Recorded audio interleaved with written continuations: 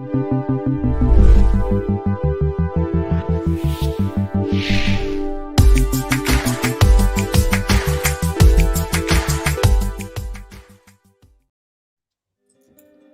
morning, everyone, and thank you so much for joining us today on our LAPU live stream. I am so happy that you're joining us today. We have a lot we want to chat with you about. Our topic for today is transforming your instructional design process by mastering student-centered course design with the No Feel Do framework. The No Feel Do framework is something that we use a lot here at LAPU, so I'm excited to talk about it every time we get a chance.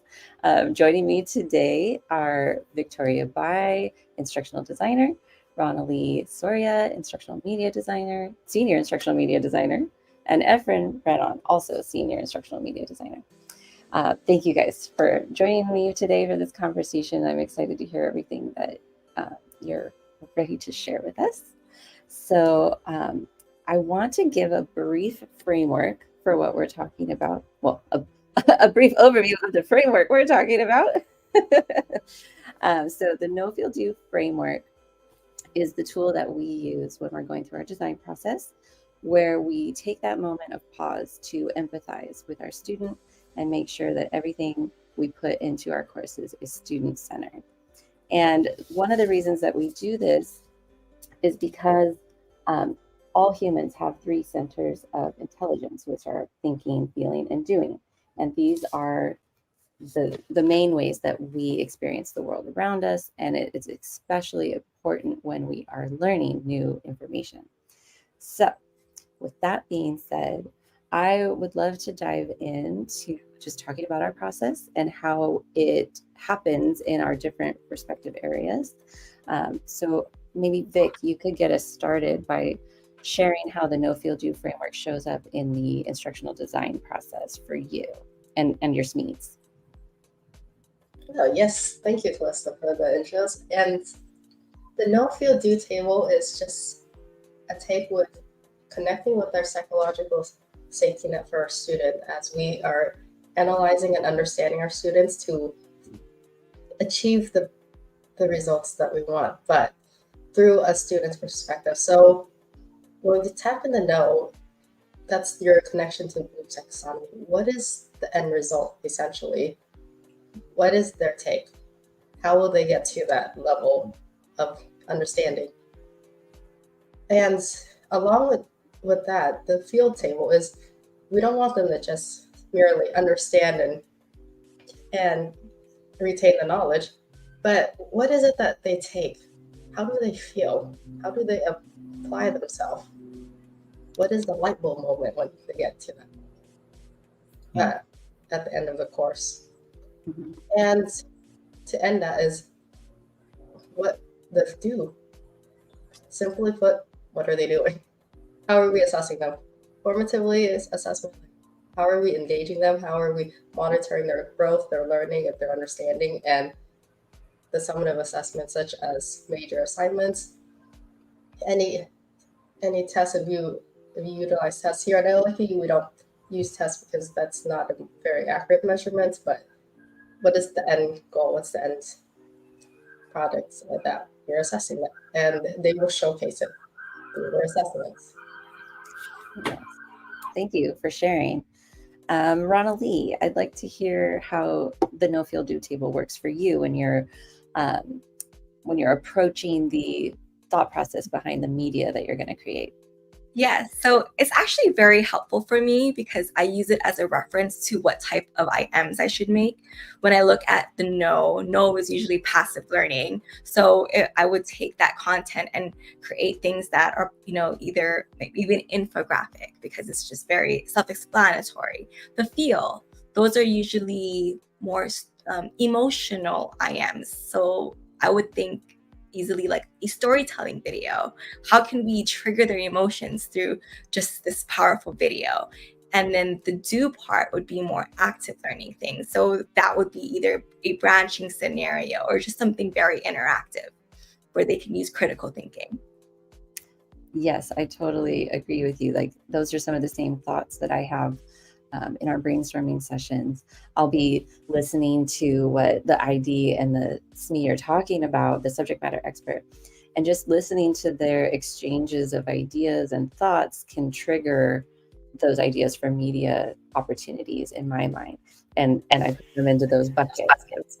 Am I delivering information in an engaging way? Am I trying to tap into their emotions? Or am I trying to give them an opportunity to practice in an interactive way? Exactly.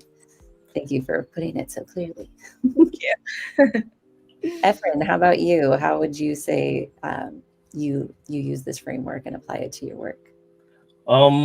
Same process the way Ronley does it. But the way I do it is I kind of put myself in the audience or the student's shoe, and kind of for the first step is like, what do I want to know? You know, if and once I get that knowledge, like, what will I do with it?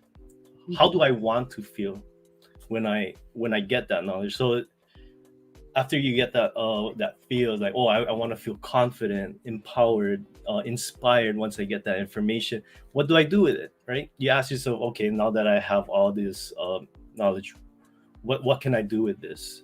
And now that you have all this knowledge, you're able to use it for your future career, your future job. You know where to get it. So when I give them that media, they know where to find that information and feel very confident in what they're doing. And that's what I wanted. I wanted to walk away knowing that they have that courage, that the information they can move forward and teach it to someone else as well. That's a great point, and it speaks directly to what we said before about everything we like to do here is student-centered. And I think you are particularly skilled at being in empathy mode, putting yourself in the student's shoes.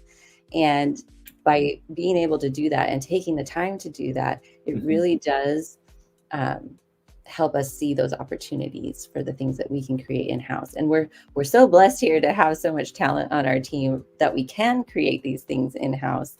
And the amount of work that we've created over the years, in my opinion, is super impressive. And I'm so happy to be on a team that's this creative. And I really do think that the implementation of this framework has boosted us to this level of just extreme creativity. And it's always fun for me too, when I'm in a course design with the ID and the subject matter expert, to see how this focus on empathy can lead us to courses that are extremely relevant and designed in a way that students do experience those positive emotions upon entering the course, taking the course, and exiting the course. Like, those are our personal goals as the designers, right? Making sure yes, we want them to hit their academic outcomes, but we also care about how they feel when they're learning. So let's take some time to, like Ronald mentioned earlier, some specific examples of things that we like to put into our courses that hit these boxes. Feel free to jump in if you have something to say in whatever order. I'm not going to call on you, but anything maybe recently that you have created that you're particularly proud of that you think is a good example of each of these boxes of the framework. Yeah, I'll add it to that. So everyone knows like a step-by-step process, and anyone can just put that on like a document. But what if we add? I want to make it, I guess, less boring in a way. Make it, the no feel do helps me create more engaging, more visual, because we know that with visuals it's really helpful. And knowing that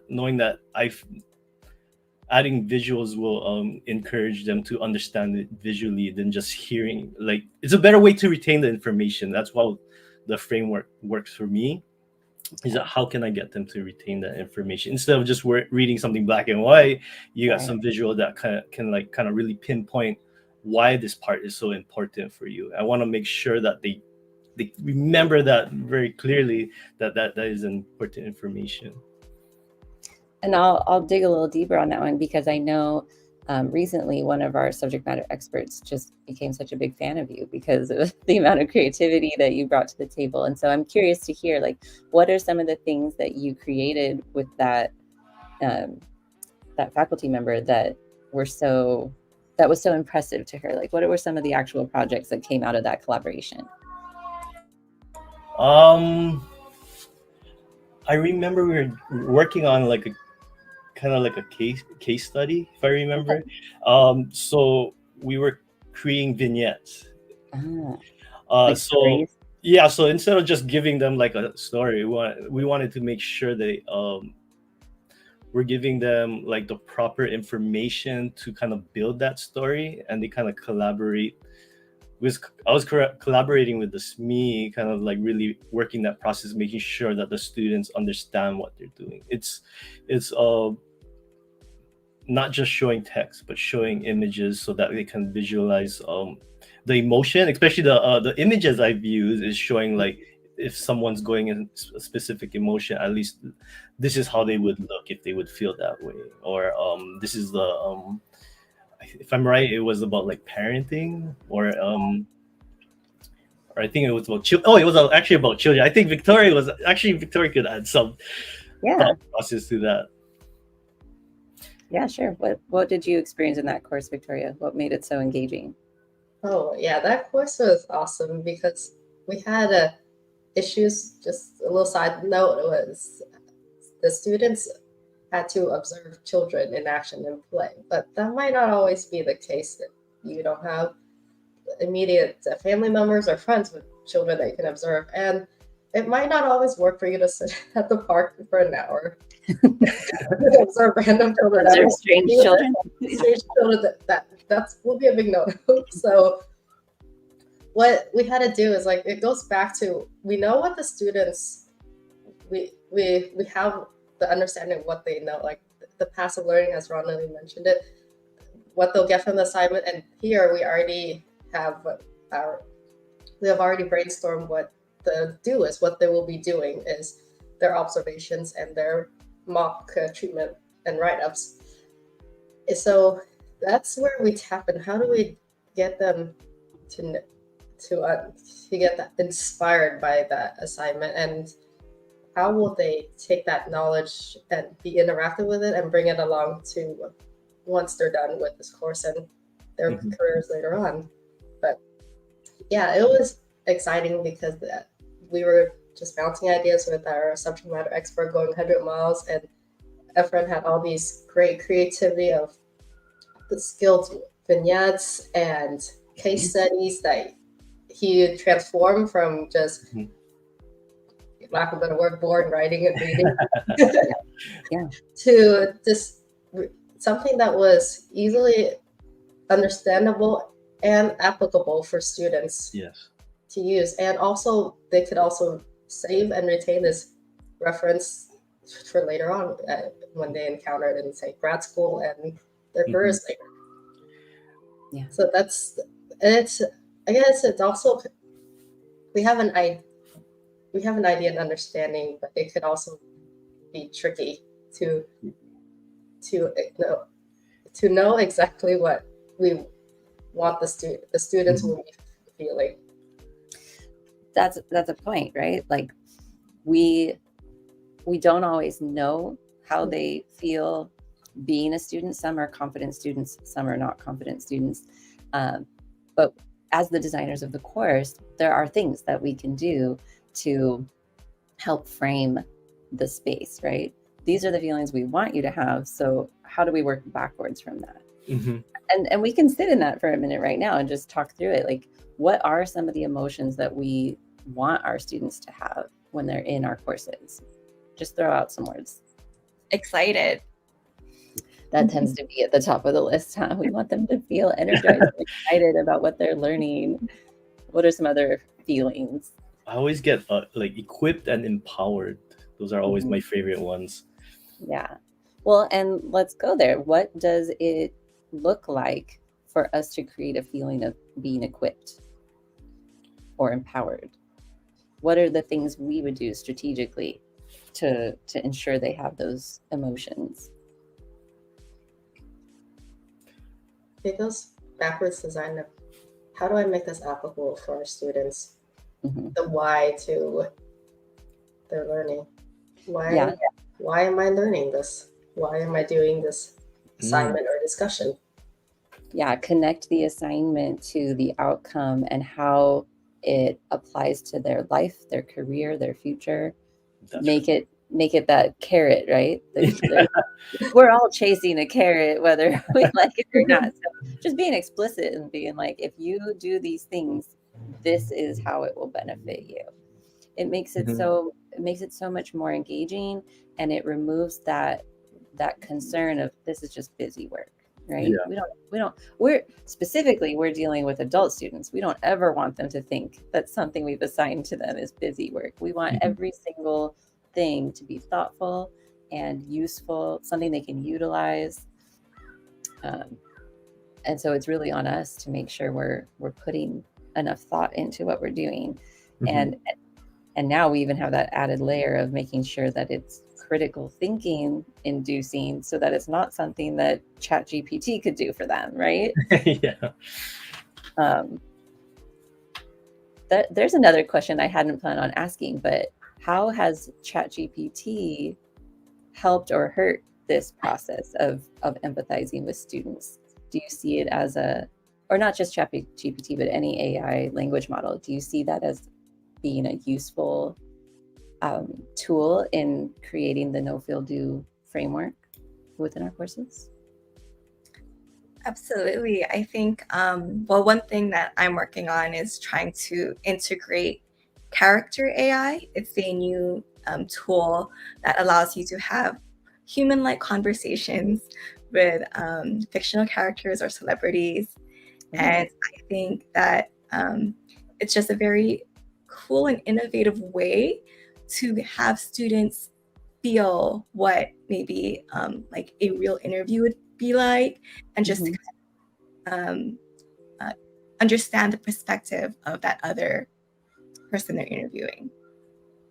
I mean, what you're talking about right there, in my opinion, that covers all three categories, right? Because they have to know enough of the material from the course to engage in this conversation with the AI model. It is going to evoke emotions because it's experiential, and they have to be able to conduct the conversation in a meaningful way. So that's the behavior, the do. So I think that sort of thing, that role playing, that opportunity to have a conversation like that in a safe space where the stakes are lower, there's opportunities for failure even without there being any negative repercussions. I think that's a great tool for higher ed learning, any level of learning, right? But the no feel do framework would easily lead you to a tool like this that lets you accomplish those things. So I think that's really cool. And I know you've been doing a lot of research in the idea of role play for learning. So if you want to talk any more about that, I'm super interested. Absolutely. Well, when I did a presentation on role play, I just went over the different practical ways where it could be used, and just the benefits of how it really engages the students, because they're really just trying to, use their imagination. They're using critical thinking. They're kind of stepping out of their comfort zones.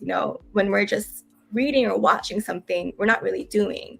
But when you act as someone else, you completely become immersed in that role. And then not only that, but it becomes memorable, because it's just, for someone, let's just say, who's an introvert who doesn't like this, I'm pretty sure they remember that moment where they're acting out as this one character.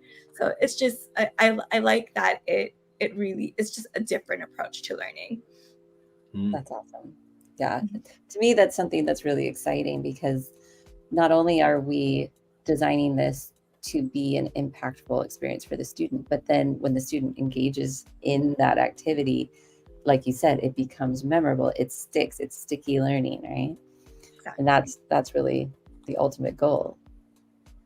So that's awesome. Efren or Victoria, do you have any other recent examples that you think were successful projects that we've incorporated into our courses that specifically address the feel or the know and the do, but just what are you most proud of right now? What's bubbling up? What's coming to mind? I know I've worked on a lot of that, so I know. like So many I'm projects. like, what Like, is my? Yeah, I feel like I'm just choosing which is my favorite one. Like, which is the one that I know most of it. It's the ones where we do a lot of scenarios.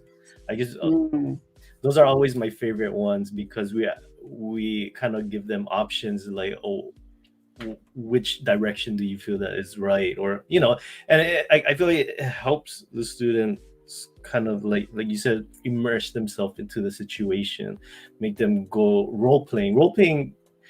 It really gives that feel that you're in that same situation. We're kind of putting them in that same situation and applying that and using that or doing that later in the future in their career. That like, oh, I remember doing this.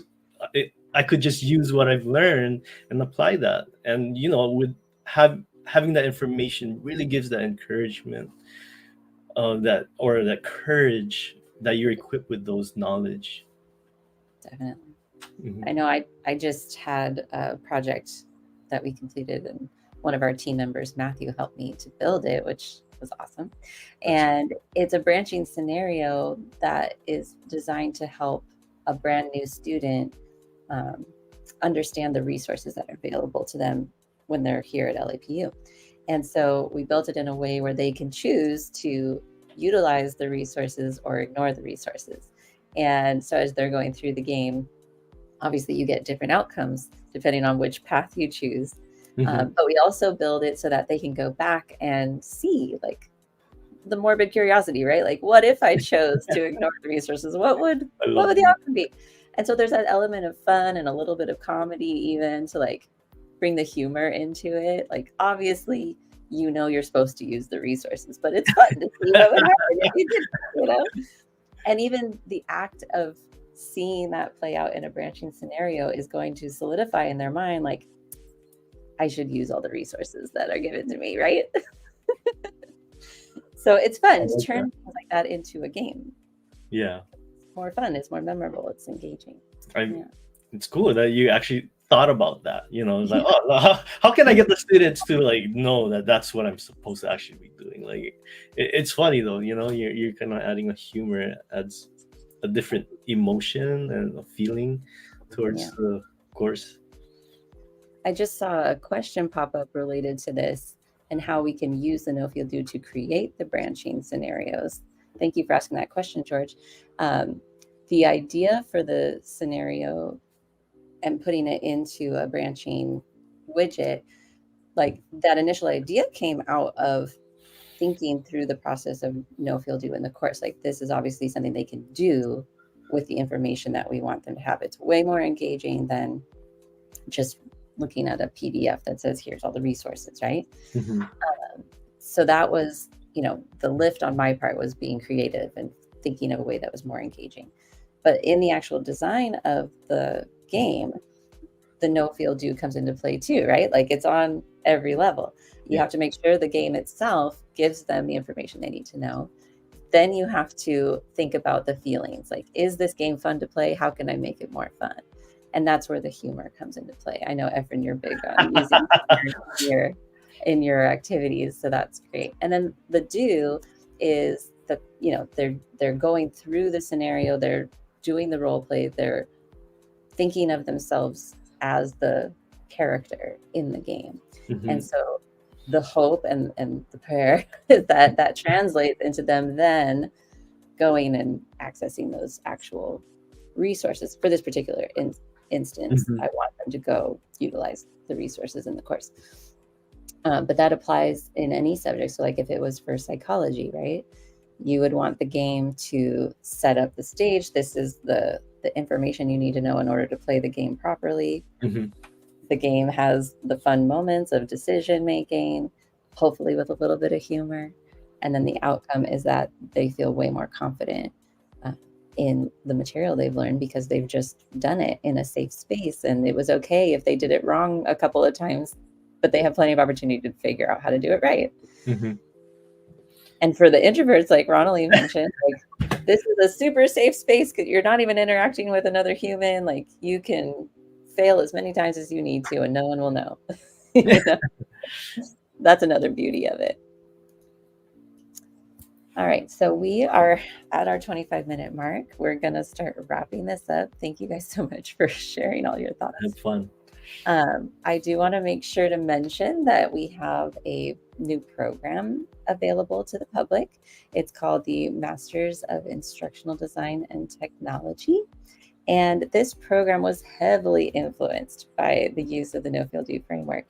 Every course, the whole program, the LMS that it's housed in, all of that was processed through this No Field Do approach to design.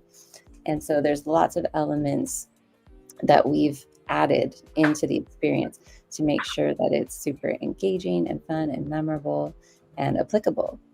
So we would highly recommend that if that's something you're interested in, if you're in this field, or even if you're it's really applicable to any field. If you are looking to be able to move into a career where you're training or teaching, this type of degree can really boost your career in that direction.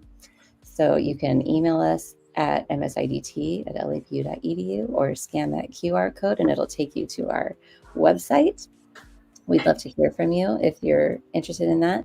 I should also mention that the program is designed to be completed in 16 months for $10,000. So it's also very affordable.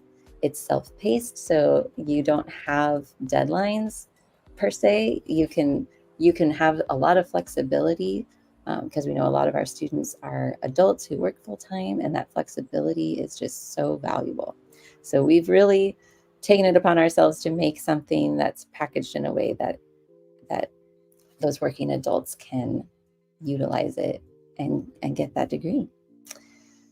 I'd also like to mention that we have a free course available that you can dive in more on this No Field Do framework. You can see how we apply it through the ability to mind map our ideas and really just get your hands dirty with practicing how to apply it to what you're designing. So you can scan that QR code and go to that course. It's totally free from us to you. We hope you enjoy it and get something out of it. And then lastly, I just want to thank everyone for listening and for joining us today. We encourage you to share with us if you learned something new or if this inspired you to try using the No Field Do framework on your next project. Feel free to connect with us, and you can subscribe to our YouTube channel. That's a great way to stay on top of all the content that we're putting out because we do love to share everything that we are making with you. So thanks again. This is what learning feels like. That's what learning feels like.